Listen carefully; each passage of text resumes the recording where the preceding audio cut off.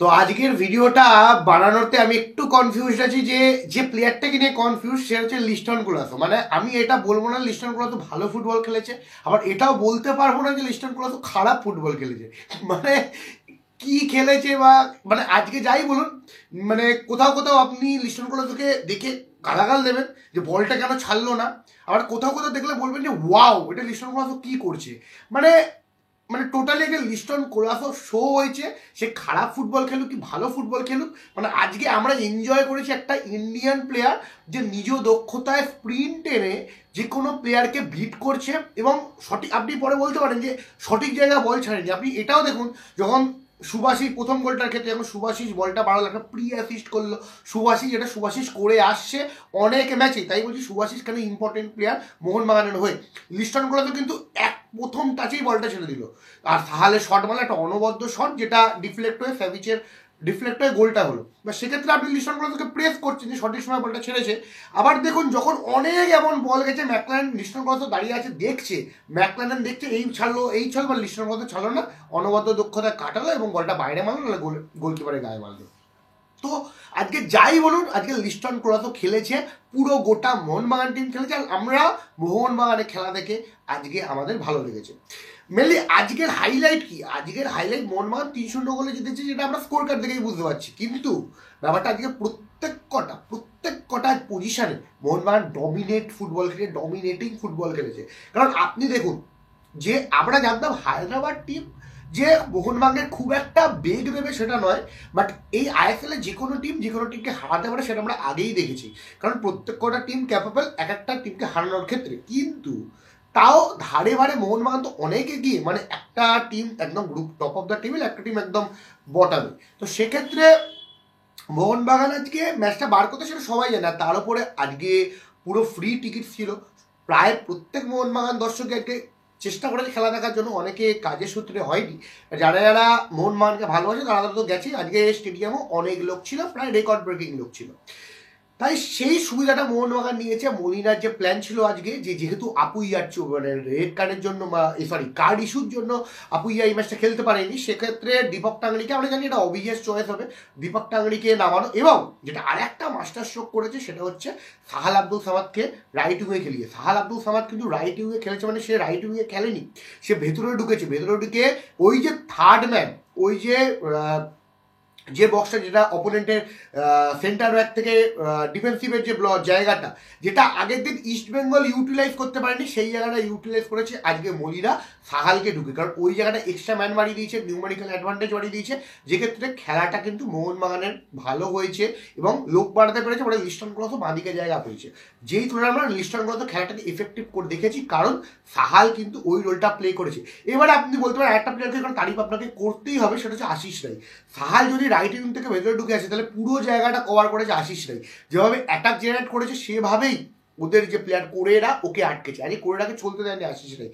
তাই আজকে মোহনবাগানের প্রত্যেক কটা প্লেয়ার ভালো ফুটবল খেলছে, প্রত্যেক কটা প্লেয়ার, মানে একটা ইন্ডিভিজুয়াল পারফরমেন্স নয়, লিস্টন কোলাসো শো নয়, এটা মোহনবাগানের প্রত্যেক কটা প্লেয়ারের হচ্ছে পরিশ্রম, যে কারণে মোহনবাগান ভালো ফুটবল খেলেছে। আমরা রেজাল্টটা দেখতে পাচ্ছি স্কোর কার্ডে।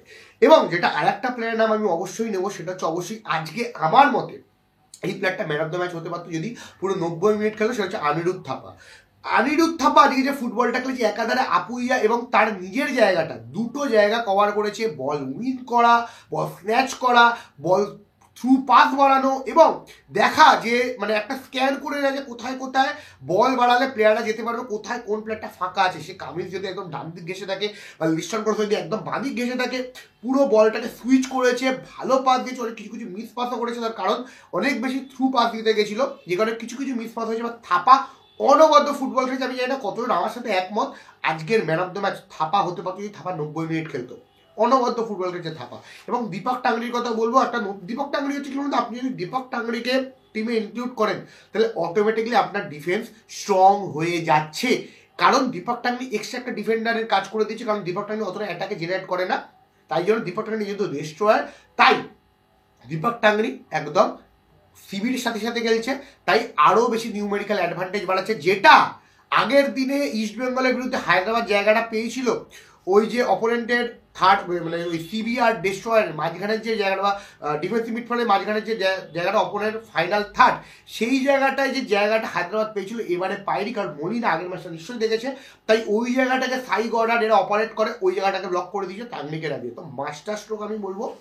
এবং আপনি শুধু একবার মোহনবাগানের মানে আপনি একবার অপোনেন্টের টিম ভাবুন, আপনি অপোনেন্টের কোচ, আপনি মোহনবাগানের বিরুদ্ধে প্ল্যান নামাচ্ছেন, আপনাকে মোহনবাগানের বিরুদ্ধে গোল করতে হবে, কারণ আপনি যখন মোহনবাগানের বিরুদ্ধে খেলছেন আপনি পজিশন ফুটবল খেলবেন বা আপনি ডমিনেটিং ফুটবল খেলবেন, সেটা হয় না। এমন টাইম হচ্ছে মোহনবাগান কোনো ম্যাচ হারবে না, বাট আপনি একবার ভেবে দেখুন আপনি অপোনেন্টের কোচ, ঠিক আছে, আপনাকে মোহনবাগানের ডিফেন্সকে বিট করতে হবে। প্রথমে আপনার সামনে চলে আসছে মিডফিল্ডার, সে দীপক টাংলি হোক, আপুইয়া হোক, থাপা হোক, আপনি দুটো প্লেয়ারকে কোনোভাবে বিট করছেন, প্ল্যান করে নিউমেরিক্যাল অ্যাডভান্টেজ বাড়িয়ে বিট করছেন। দেন আপনার সামনে চলে এলো আলরেড এবং আমাদের হচ্ছে অ্যালবার্টো রড্রিগেজ, এই দুটো প্লেয়ার যে মনস্টার প্লেয়ার যারা ফিজিক্যালি অনেক স্ট্রং, তারা চলে এলো। আপনি তাদেরকেও বিট করার পরে আপনার সামনে চলে আসে বিশাল ক্যাট। তাহলে আপনি যদি আমি অপোনেন্টের কোনো কোচ হই, তাহলে আপনি কিভাবে প্ল্যান সাজাবেন, একটা টিম কিভাবে সব জায়গায় বেস্ট প্লেয়ার নামাতে পারে, সেটা মোহনবাগানের ম্যানেজমেন্টকে দেখে শেখা উচিত। টাকা সবার কাছে আছে, বাট প্রপার প্লেয়ারকে ইনপুট করা, যেটা মলিনা করেছে, মোহনবাগান ম্যানেজমেন্ট করেছে, সেটা আমি বলবো মাস্টার স্ট্রোক। এইবারের সিজনে মোহনবাগানকে একদম যে শিল্ডের জয়ের দিকে ঠেলে নিয়ে যাচ্ছে। দেখুন এরমভাবে খেলে মোহনবাগান শিল্ড তো পাচ্ছে, যদি মোহনবাগান নিজের ডেতে খারাপ না ফুটবল খেলে, মোহনবাগান নিজে খারাপ ফুটবল খেলে তবেই মোহনবাগানকে হারানো যাবে। মোহনবাগান এরকম ফুটবল খেলে তাহলে মোহনবাগানকে হারানোটা সম্ভব নয়, প্রায় সম্ভব নয়, একদম বলছে কোনো কিছু সম্ভব নয়, বাট প্রায় অনেক কিছু প্ল্যান করে নামতে হয় মোহনবাগানের ক্ষেত্রে যদি মোহনবাগানকে হারাতে হয়। কারণ বিশাল ক্যাট, আপনি যে লাস্ট যে সেভটা দেখুন যেটা বিশাল ক্যাট করেছে, আলরেড বলটার ফ্লাইটটা মিস করেছে, ওখান থেকে ওদের যে 9 নম্বর প্লেয়ারটা এলান, সে গোল মানে যে কোনো প্লেয়ার গোল করে দিতে পারতো। আমি বলবো ওটা প্লেয়ারের দোষ, বাট বিশাল ক্যাট পুরো সামনে পাঁচির জায়গাটাকে ছোট করেছে, এখান দিয়ে সেভ করেছে, এখান থেকে প্রপার হাতও ইউজ করেনি, এখান দিয়ে সেভ করেছে বিশাল ক্যাট। এই মুহূর্তে ইন্ডিয়ার বেস্ট গোলকিপার, এবং আমি ইন্ডিয়ার যে কোনো ম্যাচ হোক, সেটা ফ্রেন্ডলি ম্যাচ হোক, সেটা ইম্পর্টেন্ট ম্যাচ হোক, সেটা ইন্টারন্যাশনাল কোনো কোয়ালিফায়ার্স ম্যাচ হোক, আমি বিশাল ক্যাটকে গোলের নিচে দেখতে চাই, এর বাইরে আমি কিছু বলবো না। তো আপনাদের কি মতামত অবশ্যই কমেন্ট বক্সে কমেন্ট করে জানাবেন। এবং গোলের ক্ষেত্রে কামিন্স আরামসে সত্যি কামিন্স ম্যাকলেন আজকে স্টুয়ার্টও নেমেছিল, স্বাভাবিক একটুখানি সময় পেয়েছি, বেশি তো আমরা ফলো করিনি, আর স্টুয়ার্টের জার্সি চিনিয়ে দিয়েছে। বা যে কোনো প্লেয়ার কারণ রিপ্লেসমেন্ট আমাদের হচ্ছে অভিষেক সূর্যবংশী কি ফুটবল খেললো, মাত্র 10 মিনিট নেবে, বল হোল্ড করা, বল পাস বাড়ানো, নিখুঁত পাস বাড়ানো, একটাও ভুল পাস নেই। তো প্রত্যেক কটা প্লেয়ার একটা পুরো ফ্যামিলি, একটা পুরো একসাথে এক সুতোয় বাঁধা। তো সেটাই এখন মানে মোহনবাগানের খেলা দেখতে সবার ভালো লাগছে। তো স্বাভাবিকভাবে আপনাদের কি মতামত অবশ্যই কমেন্ট বক্সে কমেন্ট করে জানাবেন, এবং ভিডিওটা কেমন লাগলো অবশ্যই কমেন্ট বক্সে কমেন্ট করে জানাবেন। ভালো লাগলো অবশ্যই লাইক শেয়ার সাবস্ক্রাইব করতে ভুলবেন না। জয় মোহনবাগান।